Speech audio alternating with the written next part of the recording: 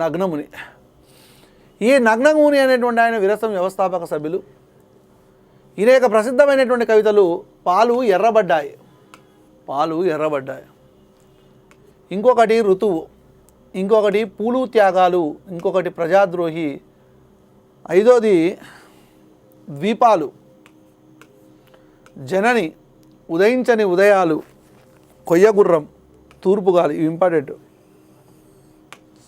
కొయ్యగుర్రం, తూర్పుగాలి, ఉదయించని ఉదయాలు, జనని, ద్వీపాలు, ప్రజాద్రోహి, పూలు త్యాగాలు, ఋతువు, పాలు ఎర్రబడ్డాయి.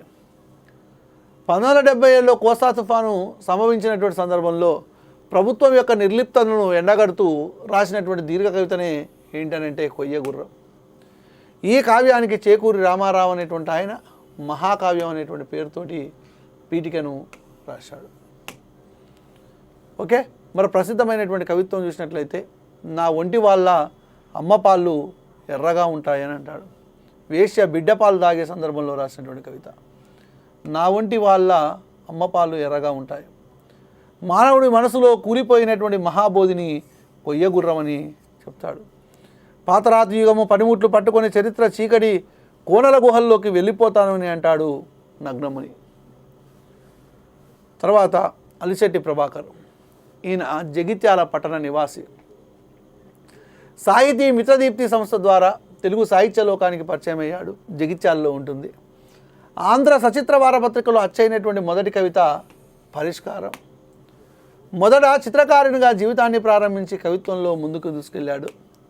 జగిత్యాలలో ఏర్పాటు చేసుకున్నటువంటి స్టూడియో పేరు స్టూడియో పూర్ణిమ అనేటువంటిది. కరీంనగర్లో ఏర్పాటు చేసుకున్నటువంటి స్టూడియో పేరు స్టూడియో శిల్పి. అదేవిధంగా హైదరాబాద్లో ఏర్పాటు చేసుకున్నటువంటి స్టూడియో పేరు స్టూడియో చిత్రలేఖ. ఓకేనా. బాగా పేరు తెచ్చినటువంటి కవిత ఏంటంటే హృదయత్రాసు. రచనల విషయానికి వచ్చినట్లయితే ఎన్నికల ఎండమావి, ఎర్ర పావురాలు, మంటల జెండాలు, రక్తరేఖ, చురకలు, సంక్షోభ గీతం. ఇవి ఎన్నికల ఎండమావి, ఎర్ర పావురాలు, మంటల జెండాలు, రక్తరేఖ, చురకలు, సంక్షోభ గీతం.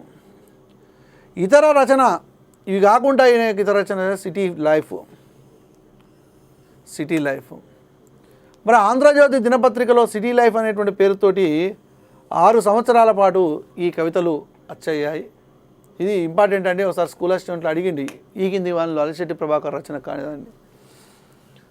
రైట్. ప్రసిద్ధమైనటువంటి కవితల విషయానికి వచ్చినట్లయితే మరణం నా చివరి చరణము కాదు అని అంటాడు. కన్నీళ్లకు కర్తలను నిర్దేశించే దిక్సూచి నేనంటాడు. తనువు పుండై తాను పండై వేరొకరి వశమై ఎందరికో వయాసిస్తోయని వేశ్యల యొక్క వేదనాభరితమైనటువంటి జీవితాన్ని చాలా చక్కగా వర్ణించడం జరుగుతుంది అలిశెట్టి ప్రభాకర్. మరణము నా చివరి చరణము కాదు అని అంటాడు. కన్నీళ్లకు కర్తలను నిర్దేశించే దిక్సూచి నేను అంటాడు. తనువు పుండై తాను పండై వేరొకరి వశమై ఎందరికో వయాసిస్తున్నాయి అంటాడు. తర్వాత వరవర్ర. వర అంటే ఏంటంటే వర అంటే శ్రేష్ఠ, వరవర అంటే శ్రేష్ఠులకెల్లా శ్రేష్ఠుడు అని అర్థం. వరవర్రావు యొక్క పూర్తి పేరు పెండ్యాల వరవర్రావు. ఈయన ఒక తిరుగుబాటు కవి. తిరుగుబాటు కవి 10 మంది ఉంటారుగా, 10 మంది కవులలో ఒకడు. విరసం వ్యవస్థాపక సభ్యుడు. సాహితీ మిత్రులు అనేటువంటి సంస్థను స్థాపించి సృజన సంపాదకులుగా దాదాపుగా 200కు పైగా రచనలను రచనించడం జరిగింది వరవర్రావు. ఈయన యొక్క రచనల విషయానికి వచ్చినట్లయితే 1 స్వేచ్ఛ, 2 సముద్రం, 3 జీవనాడి, 4 చలినెగళ్ళు, 5 ముక్తకంఠం, 6 మువ్వెన్నెల జెండా, 7 భవిష్యత్తు చిత్రపటము, 8 ఊరేగింపు, 9 ఆ రోజులు, 10 ఉన్నదేదో ఉన్నట్టు, 11 బాగ్దాద్ చంద్రవంక, 12 మౌనం యుద్ధ నేరం. ఆ అంటే అడవి, ఆ అంటే ఆయుధము అని అంటాడు. పిల్లల్లారా తల్లి వంటి విప్లవాన్ని చదవండి, పిల్లుల్లారా వెలుగు వంటి పిల్లల్లారా వెలుగు వంటి విప్లవాన్ని చూడండి అని అంటాడు మరి ఒక కవితలో. ఆ అంటే అడవి, ఆ అంటే ఆయుధం అని అంటాడు.